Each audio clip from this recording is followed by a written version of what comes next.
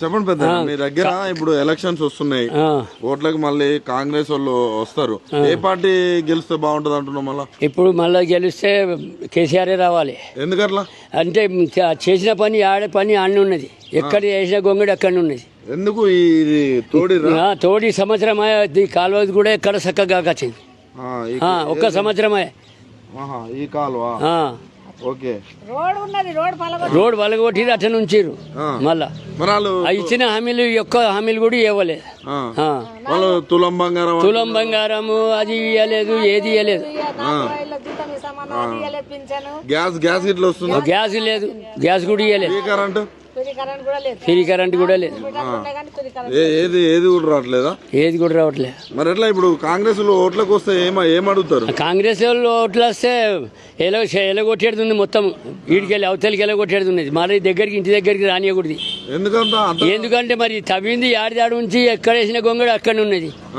లంజగొడ్డలు చేసి మరి చేసినోడు చక్కగానే చేయాలి కదా. దొంగలు మొత్తం దొంగలు ఉన్నారు. మళ్ళీ గెలుస్తామంటారు మరి? ఇంకా గెలుస్తారు, ఇంకేం గెలుస్తారు, పాత బుడిది గెలుస్తారు. మరి వాళ్ళు మళ్ళీ వచ్చి తులం బంగారం ఇస్తాం అది అంటే నమ్మేది కాదు, అది ఈడికే నమ్మినట్టు అయింది, ఇంకేం నమ్ముతాం.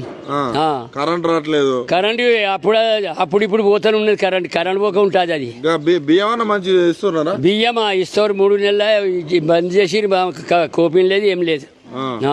ఈ కరెంట్ 24 గంటలు ఉంటుందా సిటీలో? అంత ఆడికెళ్ళి ఉంటుంది, ఉండేది. మరి ఒకవేళ నవీన్ వాళ్ళు నిలబడితే ఏమన్నా? ఎవరు ఇవ్వట కానీ మనకి ఉంటుంది. అది టీఆర్ఎస్ వేస్తామే.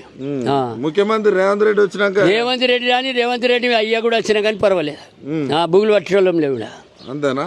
అంత కోపం వస్తుంది? అరే కోపం రానే పడుతుంది, మరి కోపం రా చేసిన పని చక్కగా చేసుకుంటే పోతే ఆనికేస్తుంది మొత్తం. ఇప్పుడు అసుంటది ఎవరే కచ్చిరు. ఇంకా 10 ఏళ్ళు ఉంటా అంటాడు. 10 ఏళ్ళు ఇంకా ఆడి ఉంటాడు, నాశనం అయిపోతాడు. ఆడి భలే కోపం వస్తుంది, ఇంకా ఉంటాడు.